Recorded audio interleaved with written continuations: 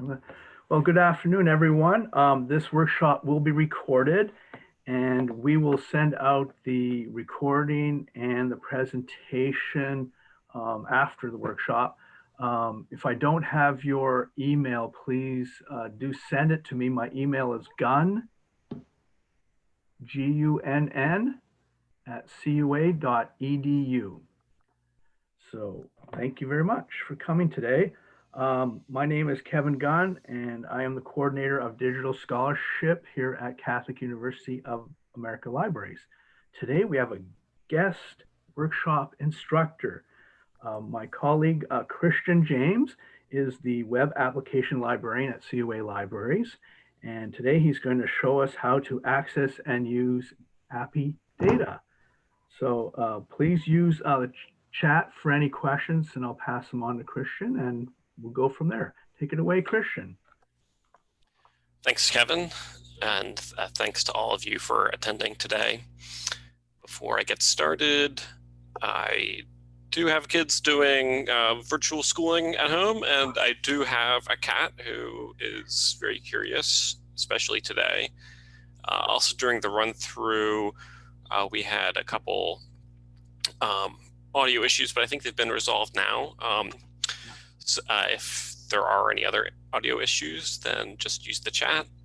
And yeah, if you have any questions throughout, then please just put them in the chat, and we can also do Q&A at the end. So my talk today is about accessing and using API data. So what is this going to be about exactly? It's kind of a very basic high-level overview of APIs, REST APIs in particular, and I'll explain that distinction soon. I'll be telling you all you need to know to use a web browser, which I mean everyone does daily, to access API data. We're not going to be using any programming languages to program around APIs today. You don't need HTML web design experience or JavaScript or Python experience to attend this workshop. We're just going to be learning about them, not building around them.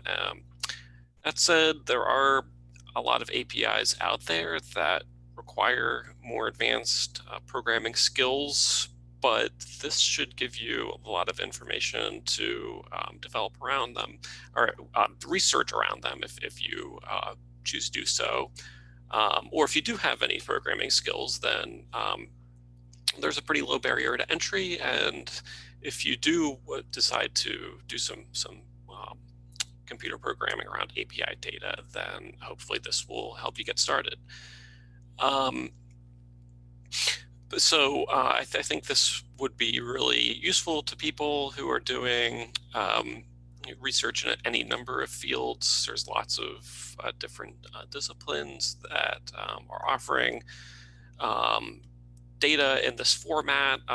Just if anyone wants to share in the chat what disciplines they're doing, or if they're faculty or staff, just so I could get an idea maybe as I go along to maybe what type of data sources are out there. I come from a humanities background. I have a graduate degree in history, so some of the sources that I talk about are maybe skewed towards humanities text, but I can try to be a little more data intensive. I'm not seeing anything in the chat, but again, if people want to share that as we go along, then please feel free to.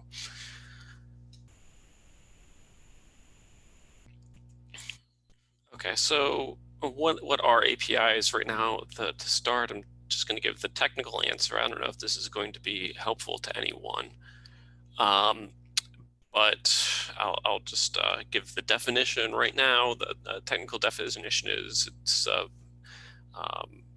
means application programming interface. It's basically a broad set of rules, framework, not a hard and fast technical rules for sharing data between computers. APIs can be designed using different types of programming languages, so it's not really dependent on any type of software. It's not like a type of database like MySQL or Oracle or something like that. And we're not going to be talking about designing APIs today, just accessing API data. So yeah, they're designed and intended for computers to talk to one another, not for humans. But that shouldn't stop advanced researchers at the college or faculty level to take advantage of the data. So hopefully this workshop could be useful for you as you do some academic research. Again, with the technical answer, there's different types of APIs. We're basically just going to be talking about REST APIs today. That's the kind that you access with HTTP requests in a web browser. There are other different ones that you might hear referred to, but if you're attending this for the crash course, really REST APIs are the only thing you should have to concern yourself with. APIs can be used to send data, not just request data. What we're going to be doing today is requesting data through REST APIs in a web browser, and then also in one piece of desktop software. But you should also know you can also create records in a database using APIs, and that's useful for a lot of computer programmers as well. The result that you get when you make an API request can be in many different formats. It could be HTML, it could be XML. We're mostly going to be using the JSON data format. Some people call it JSON, like the name, but I tend to say JSON. I think that's kind of, they're both valid. We'll talk more about data formats later. So yes, I'll give the easy answer. So all of that said, APIs are just basically a common way of sharing raw data, and not all data is raw. That raw data is kind of a misnomer. But what I mean is it doesn't have labels or charts or an executive summary or a write-up, or even any formatting that might help you look at it like a table, for example, or an excerpt of a data set. So it would really be up to you to crunch numbers and do the research on the data that you get from an API. And APIs are significant because they're it's an open standard for people to develop and create websites and apps around, which really opens up a lot of possibility for third parties to develop like a mobile app or an interactive widget on a website to allow people to access data that they wouldn't have been able to otherwise. And again, as I said before, we're going to be using, for the most part, a web browser and URLs to make these searches from APIs. Okay, so I'll just give a really simple example of an API first, and then I'll give a second example that's a little more complex. Like I said before, I come from the humanities background, and I'm a librarian. So here's the open library from the Internet Archive. They have a controlled digital lending that they can lend out ebooks on their website, and one of their APIs is a book cover API. And just using a structured URL, we can request one of these image files that are used as a thumbnail to access the cover of a book. So if you go to this openlibrary.org website, they'll show you these instructions for accessing a JPEG file of a book cover. It starts with this. This is called an endpoint, which we'll talk more about later. And we'll add in an ID number and the size of the JPEG that we want, and we'll get a result, which is some HTML that tells us the location of this file, and it'll pop up in our web browser. So if we just go to this link, see, now we've got this JPEG in our browser. Everyone's seeing that, right?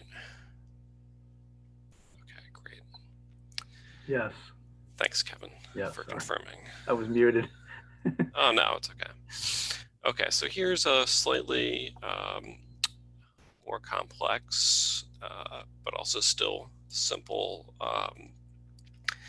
API example. This is not an official API from SpaceX. It's just some fan output.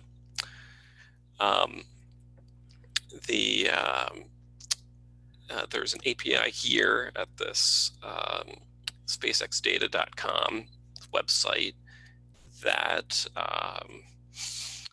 we open up this URL, gives us this JSON data. This might look just like gobbledygook to you right now, but this is in fact a very structured data format that gives us a lot of specific information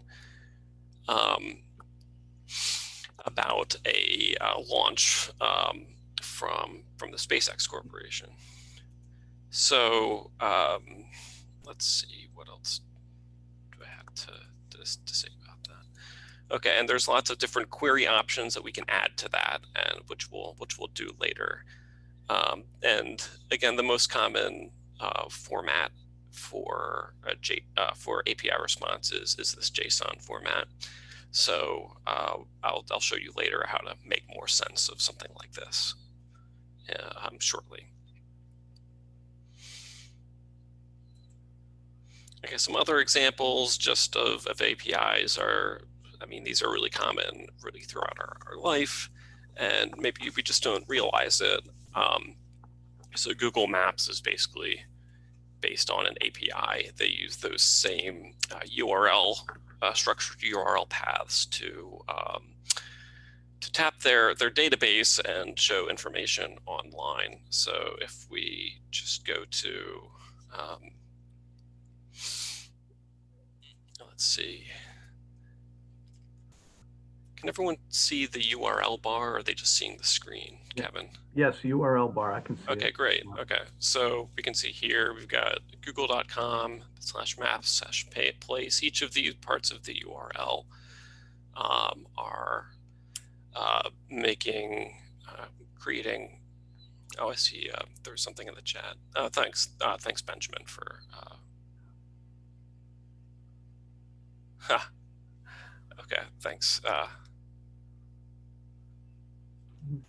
Thanks, Pete.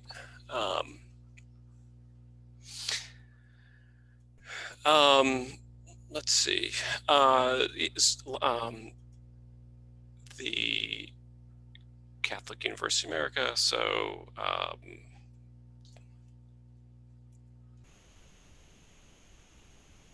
okay, well, this is showing my neighborhood, so but it should be showing the university. Okay, so I'll just go and talk. Oh, it's got something else in the chat. Okay. Library of Congress has a lot of APIs. I've got a link at the end for some Library of Congress APIs that have a lot of data that could be useful for research. Instagram. So, for example, if, for our libraries.catholic.edu site, which I seem to have misspelled, we have a widget that shows our Instagram latest pictures. These pictures aren't on our catholic.edu website. Instead, we're making a request from Instagram for the 4 most recent pictures that we've posted to our Instagram account. And we've been able to do that through this open API standard. Spotify does the same thing. They offer API data for people to develop apps around. Data.gov is a clearinghouse for lots of different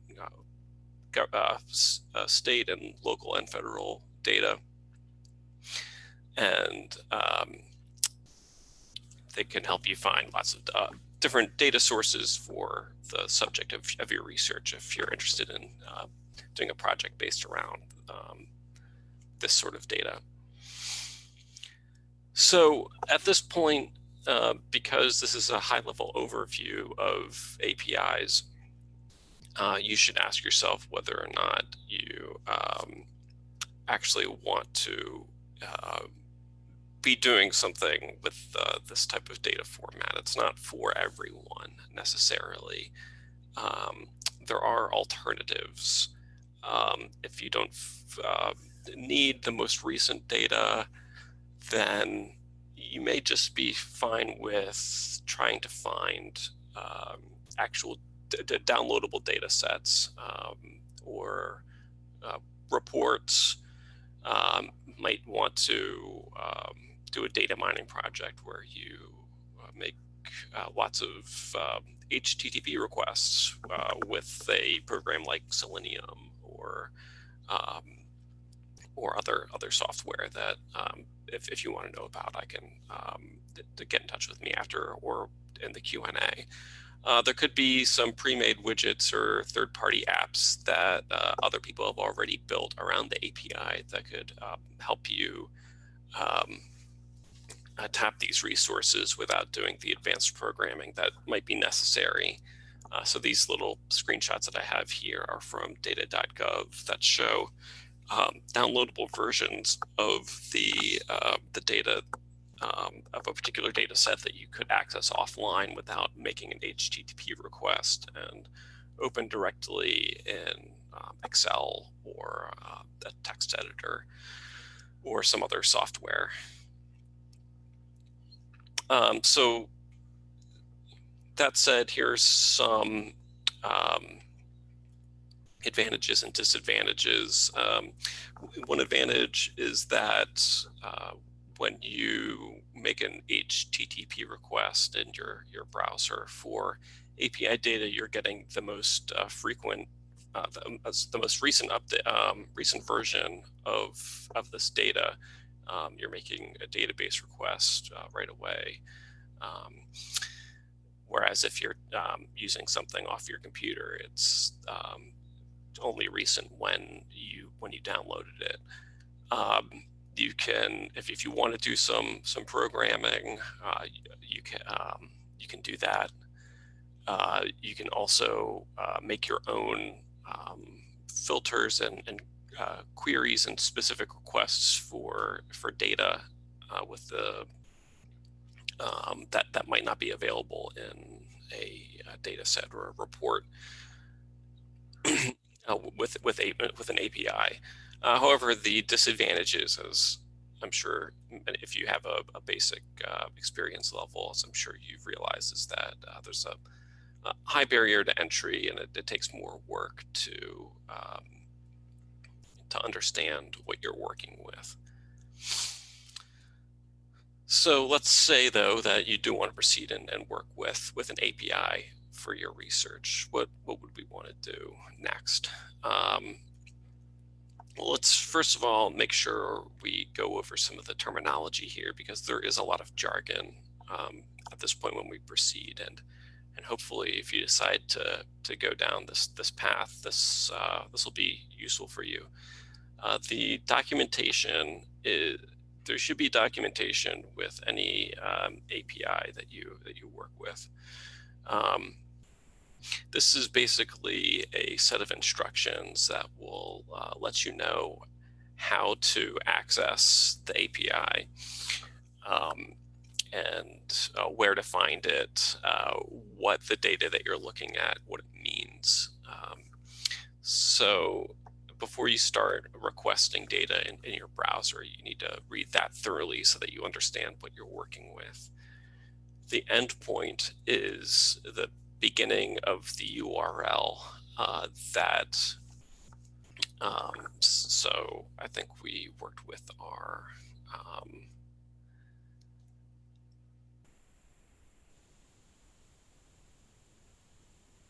let's see, I'm going to go back.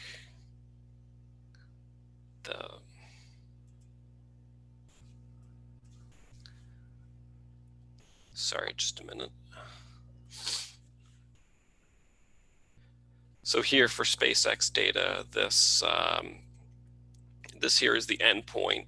Is the beginning of the construction of our API request. And the endpoint will be in the documentation. An API call, anytime we make a request in the browser, so if I hit enter here, the URL bar, that's going to be an API call. It's an HTTP request. An HTTP request is basically the type of internet requests that we use in browsers, although we can also use other software to make HTTP requests. If it helps compare what an HTTP request is, we also use a different type of internet protocol, FTP, for file transfers that don't bring up any sort of graphic interface like a web browser does. There's also SSH to log into a server at the command line, but we're going to be making HTTP requests to make API calls here. Similarly, there's a response. So when I get the all this information here, that's an HTTP response or an API response as well. This would be a number 200 response. I'll get up into that. I might be getting ahead of myself. JSON, we went into that earlier. That's the data format that we see here. It starts with brackets. And a parameter is a option to the search in the API. So this is a parameter because we're asking launch it, the SpaceX data API for launch data. So that's a parameter. It's the type of thing that we're looking for from the API. A key, we'll go over that soon, but that's basically like a type of password that you need to access some forms of APIs. And key information about whether or not you will need a key to access the API will be in the documentation.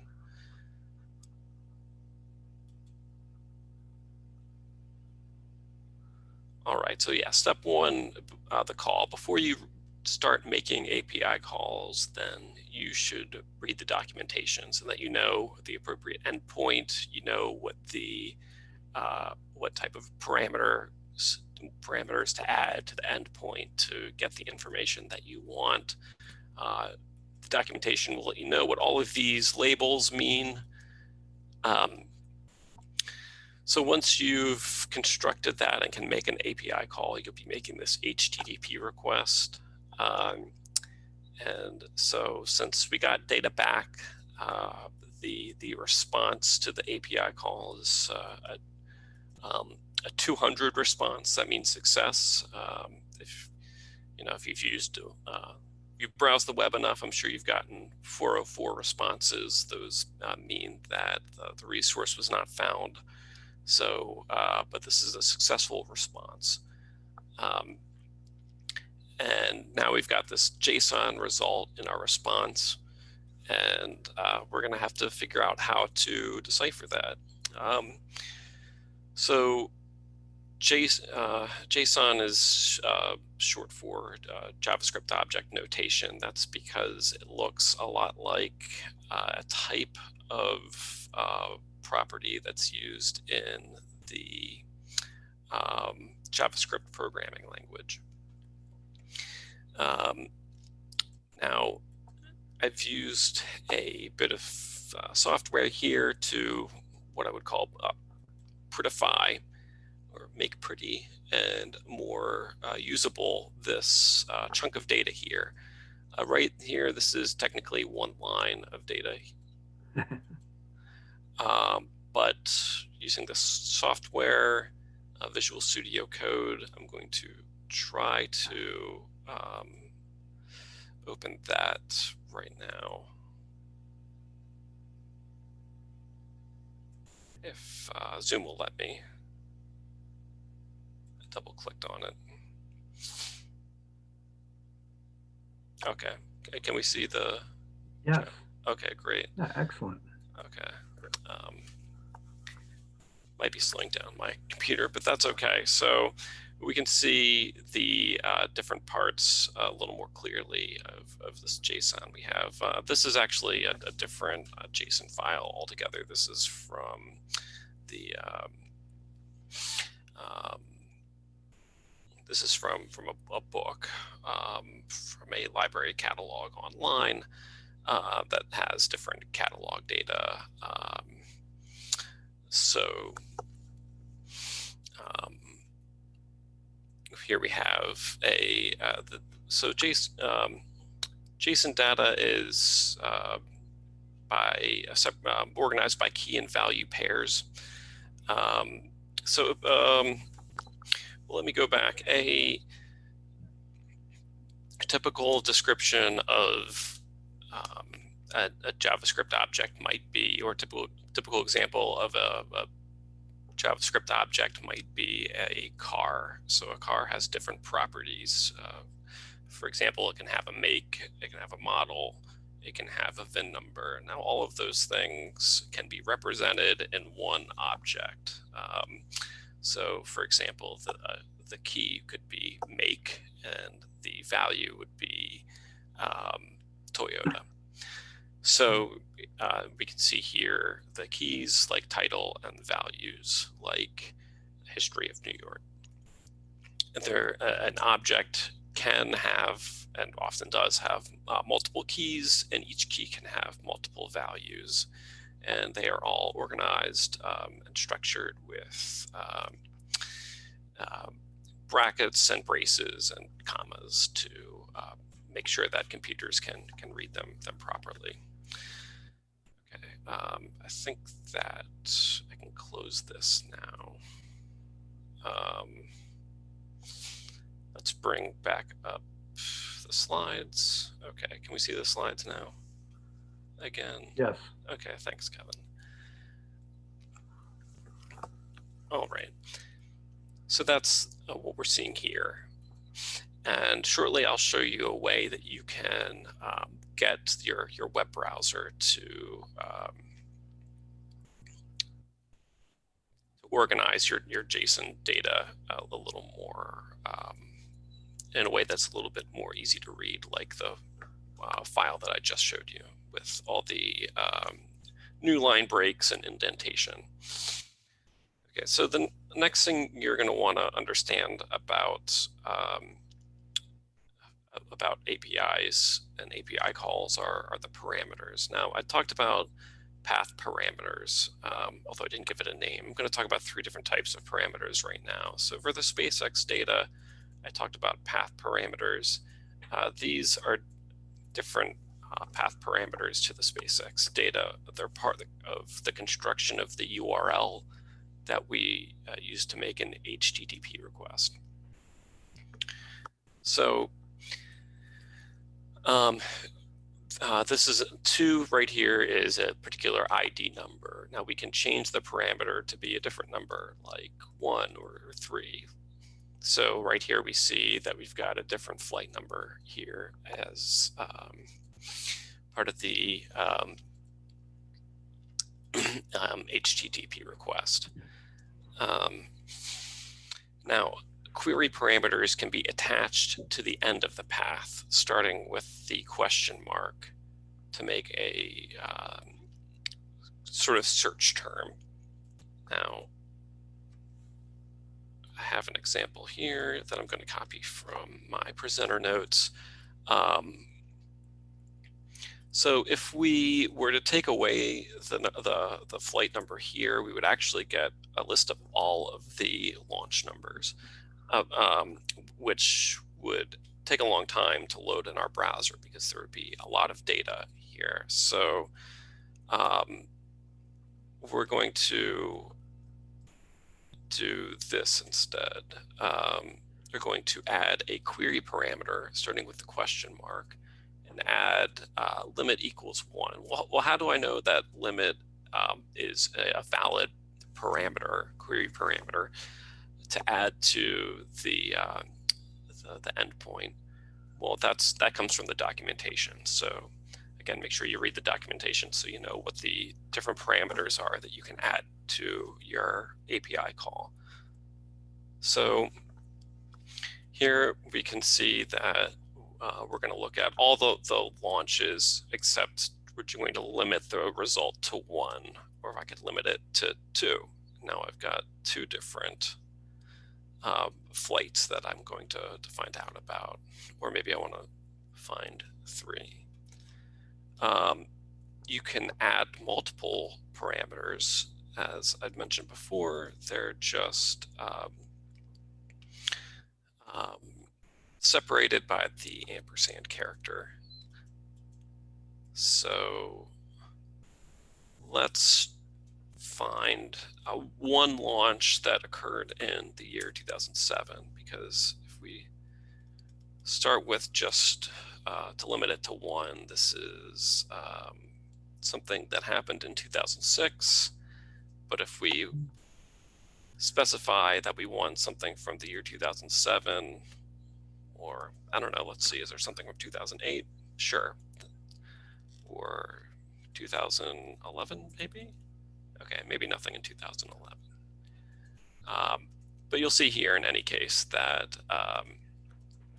we can use the query parameters as well as the path parameters to filter or limit or search the results, or to optimize our search, have search terms at all. So again, we're making queries. In other words, queries being database searches based on a term or some other type of filter, and these parameters are query options, that search terms or filter values. Okay, so API keys are something that you might also need to be aware of. Some APIs, after reading the documentation, may tell you that you need to create a key to access them. This is a security feature to track and deter abuse and limit of the number of requests. Now, usually when I have an in-person class about APIs, I might show an example of this, but since this is being recorded, I'm not going to have an example with API keys, again, to stress that this is a security feature and wouldn't want an API key to leak. So by having a large number of requests, you could possibly crash a server that is hosting an API. Also, I mentioned before that some APIs can be used to input data into a server, and anytime that you have that, there's a security risk that you could be entering malicious data into a database. So that's another reason why you would want to restrict access to API keys and not be giving them away in GitHub or posting them online or sharing them on a YouTube video of a workshop.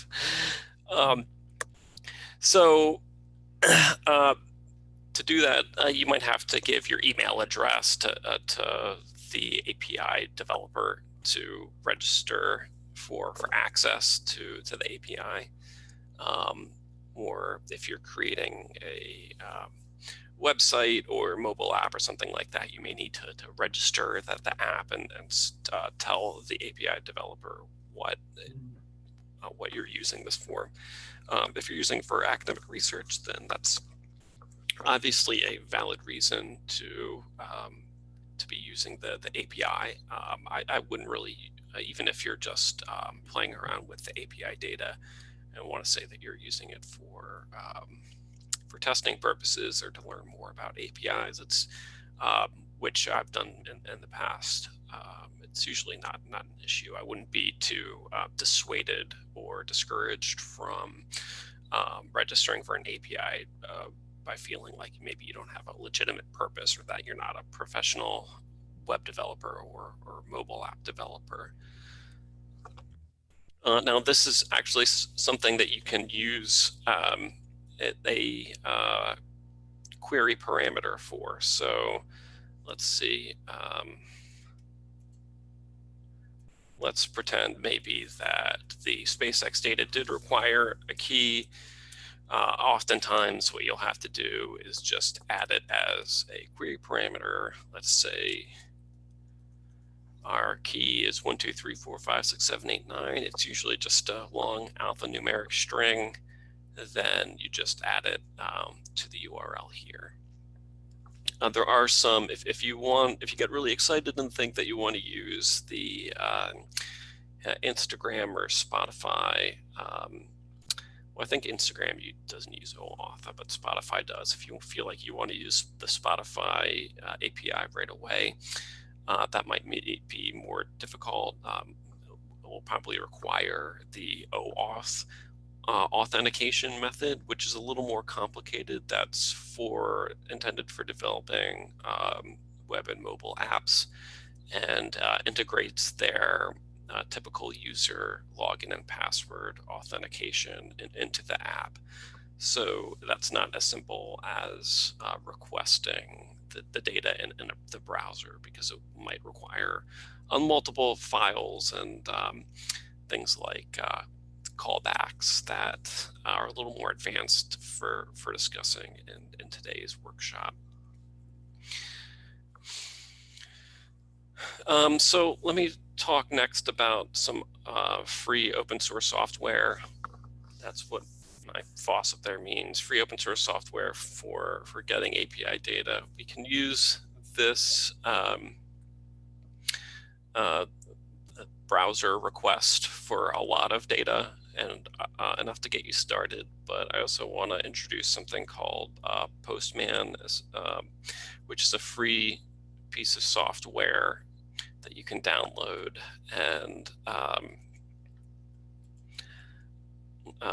let's see if I can share that.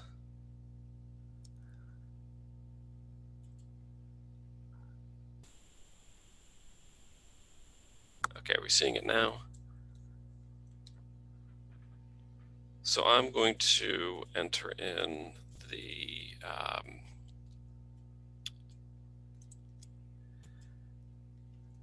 same request for API data here.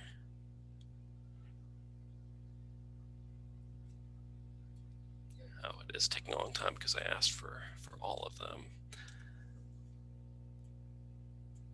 And we can see that all this data here as a result, and it is formatted here, so it doesn't look like a one-line piece of random data. It's a lot more readable here. But what is also nice here is it has a visual interface here for your query parameters. So let's say we want to limit it to 1. You'll see here that it automatically appends those query parameters to the HTTP request. And you'll see a lot of other, you can access your previous HTTP requests here in the left side, which could be useful. If you do need to do any advanced authorization, like with keys that need to be sent in inside the headers, which is a little more complicated, which you read about in the documentation, you can do that as well without creating a custom programmed app with the programming language. So you can also see your HTTP status, which I was referring to earlier, saying we get a 200 status instead of a error-filled 404. So this is useful. If there's also an alternative software, I like to offer more than one bit of software. There's also one called Insomnia Core that's also free, or at least has the Insomnia Core, meaning core as in there's a free version that does some of the core functions of the software. There's a more premium version, but this Insomnia Core does a lot of the same things that Postman does, but might have like a slightly different interface or maybe some slightly different options if you want to try something different. Let me get back to my slides.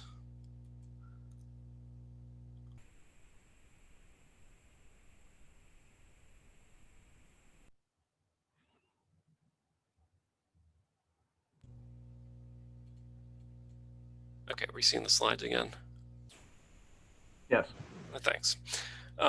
Also, if you feel like working a little bit with the command line, curl and wget are also some possible options that would help you access and download API data.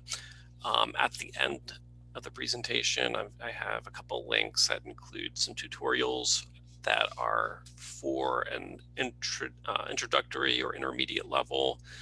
They're not too advanced. They're kind of written for a more general audience about using curl and wget. OpenRefine is kind of like is a way that you can organize JSON data and import it and convert it into CSV or Excel data. And if I won't get too far into that, but look out for Kevin's workshops on OpenRefine, and there might be some on. Do we have any on YouTube? Do you know, Kevin? No, I don't believe so. Okay, well maybe we could take a look at that for the future, but that can be really useful if you want to sort through and organize the data that you get from an API. Now, as I showed before, this one line of data can be hard to read with Chrome. It's a little bit easier with there's a Mozilla Firefox is a little bit better about organizing JSON data. If you want to add a Chrome extension, you can add a Chrome extension called JSON Viewer. Let's see. So here I'm going to go to the Chrome Web Store and add that.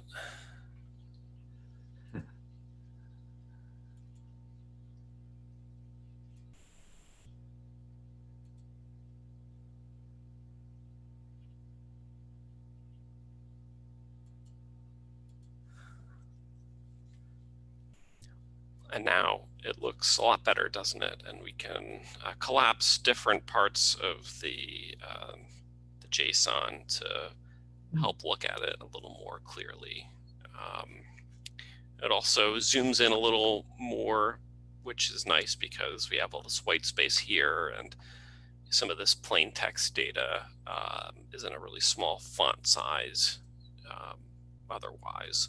So I think there's even some alternative ones for alternative JSON viewer Chrome extensions if you want to try something different. And you can toggle them on and off as well when you go to look at your Chrome extensions in Chrome. And then also I'd just add, if you do know Python, any Python or JavaScript, it's the APIs are built for people to develop around them using these tools. So there's a lot you can do using them. But if you just want to use your browser too, then there's just knowing about APIs and their availability out there and some of the jargon. Hopefully I've helped you understand those a little bit, which might give you some possible avenues for exploration and some research data. Here's just a couple further resources. One was the first one is what I was referring to earlier about using curl, and a little bit more about Postman. I really like the Tanya Rostya website blogs and tutorials for web development, but there's a pretty low barrier to entry there. I don't think you need to be a web developer to understand that article. In this programming historian blog post, there's a lot of digital humanities tutorials on programminghistorian.org. This one talks about getting API data off the web and using it, and including some JSON data, and organizing and sorting through with OpenRefine.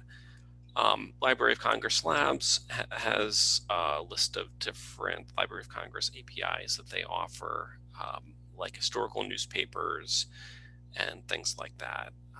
I think the Library of Congress photographic division also has an API that's I haven't been able to play with it. Sounds really exciting. So do we have any questions? That's all I have for today, but I'd be glad to answer any questions if anyone wants to put it in the chat, or I think now that I'm done the presentation, Kevin, if people want to unmute to ask something, that's fine with me.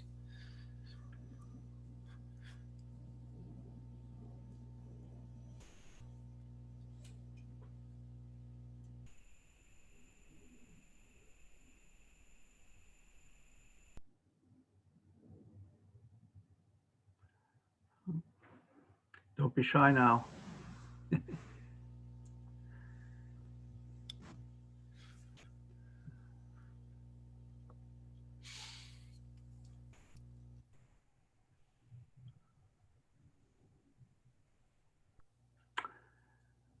Oh. Going once, going twice. Well, my email address again is at the is here, jamesc@cua.edu, if anyone wants to ask any questions on email. And I'm sure, as Kevin mentioned earlier, or was about to mention, we'll be sending out the slides and a address to the recording on YouTube sometime in the next day or two. Yeah. I'm sorry if I stole your thunder, Kevin. You did, man. No, well, take it away. I'll pretend that I didn't hear myself say that. Well, everyone, I guess that is that. So thank you all for coming, and we'll see you in a couple weeks at our next workshop, okay? Have a great day. Bye-bye to everyone. Thanks, everyone.